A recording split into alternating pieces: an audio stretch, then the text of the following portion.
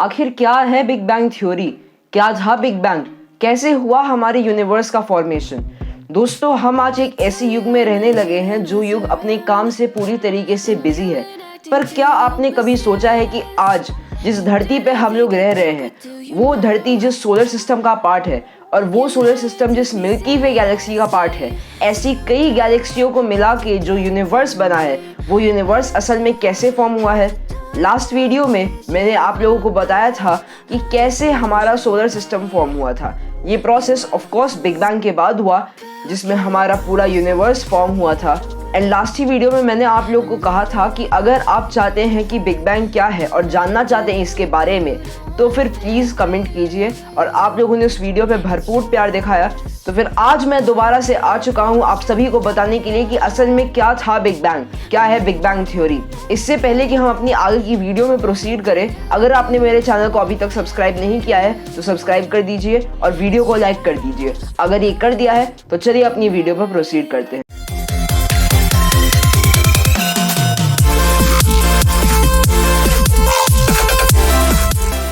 जैसा कि हम लोग जानते हैं कि हमारा यूनिवर्स कॉन्स्टेंटली एक्सपैंड कर रहा है, ये लगातार बढ़ता जा रहा है। और आप सभी ने स्टीफन हॉकिंस का भी नाम जरूर सुना होगा।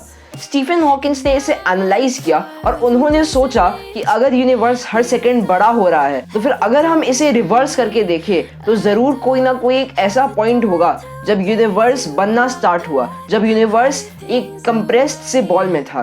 तो इसी थ्योरी को बिग बैंग थ्योरी कहा गया। और चलिए इसके बारे में डीप में जानते हैं।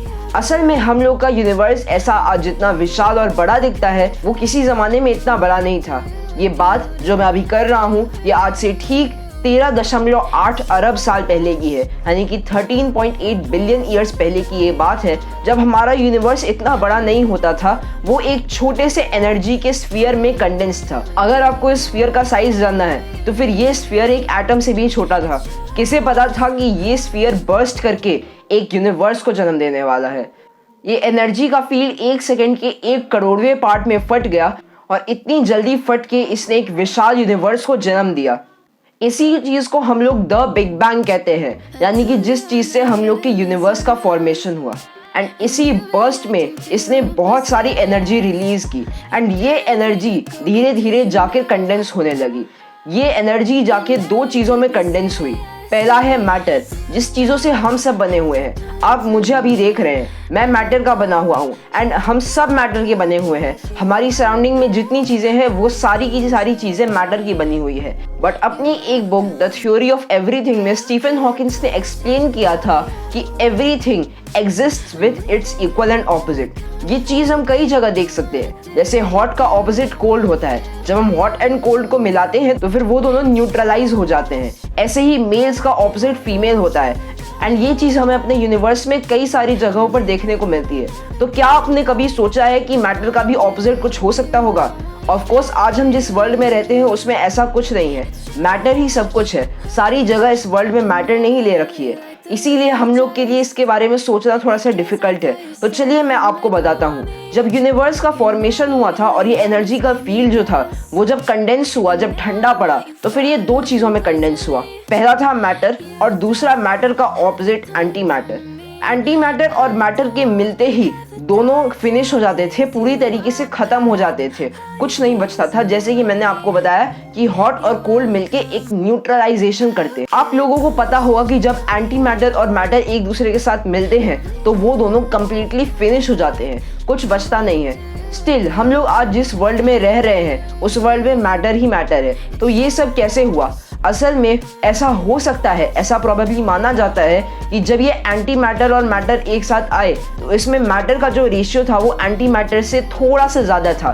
एंड इसी चीज़ को एस्टिमेट करके सारे एंटी मैटर और मैटर एक साथ कंबाइन करके ख़त्म हो गए। एंड लास्ट में जो एक मैटर का स्फीयर बच गया वो फिर से बर्स्ट हुआ और उसने एक पूरे मैटर से भरे हुए यूनिवर्स को फॉर्म किया। जी हाँ, ऐसे ही हुआ हमारे यूनिवर्स का फॉर्मेशन। पर क्या आपको लगता है ये काफ़ी है? हमारे यूनिवर्स में कई सारी और चीज़ें हैं, जैसे कि गैलेक्सी, स्टार्स, प्लैनेट। क्या आप नहीं जानना चाहेंगे कि इन सब की फॉर्मेशन कैसे हुई?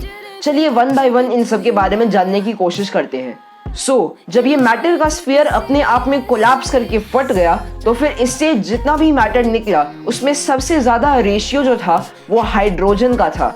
जी हाँ, हाइड्रोजन का रेशियो सबसे ज्यादा था। सिंस हाइड्रोजन का रेशियो ज्यादा था एंड ये यूनिवर्स बहुत ज्यादा विशाल था तो ग्रेविटी अपना काम करते करते इस सब को कंप्रेस करने लगी। एंड हम सब जानते हैं कि हाइड्रोजन में एक बहुत कॉमन रिएक्शन होता है बट बहुत ही ज्यादा डेंजरस न्यूक्लियर रिएक्शन होता है जिसे हम लोग द न्यूक्लियर फ्यूजन रिएक्शन कहते हैं। ये रिएक्शन स्टार्ट होने लगे एंड स्टार्ट होते होते ये एक एनर्जी का फील्ड जनरेट करने लगे एंड इसी तरह ये रिएक्शंस कंटिन्यू होने लगे और ये जो स्फीयर जिसमें ये सारे रिएक्शंस कंटिन्यूअसली हो रहे थे एंड ज़्यादा से ज़्यादा हाइड्रोजन के पार्टिकल्स मौजूद थे, इस स्फीयर को हम लोग स्टार बनाने लगे और ऐसे ही हुआ हमारे पहले स्टार का निर्माण। धीरे धीरे ये स्टार्स ऐसे ही जन्मते रहे और जन्मते जन्मते एक दूसरे के ग्रेविटेशनल फील्ड के आसपास आते रहे जिसकी वजह से ये स्टार्स एक समूह में रहने लगे एंड इसी समूह को कहा जाने लगा द गैलेक्सी।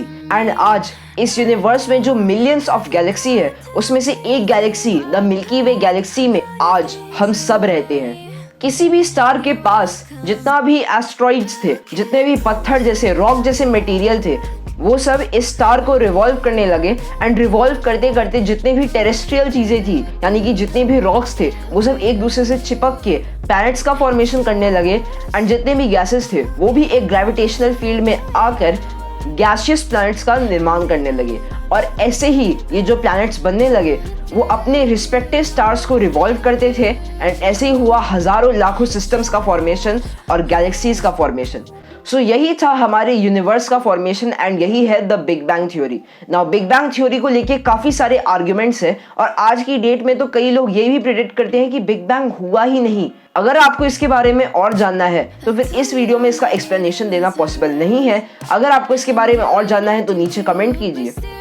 यही थी हमारी आज की वीडियो। होप आप लोग को ये वीडियो पसंद आई होगी। अगर आपको ये वीडियो अच्छा लगा तो don't forget to hit the subscribe button given below.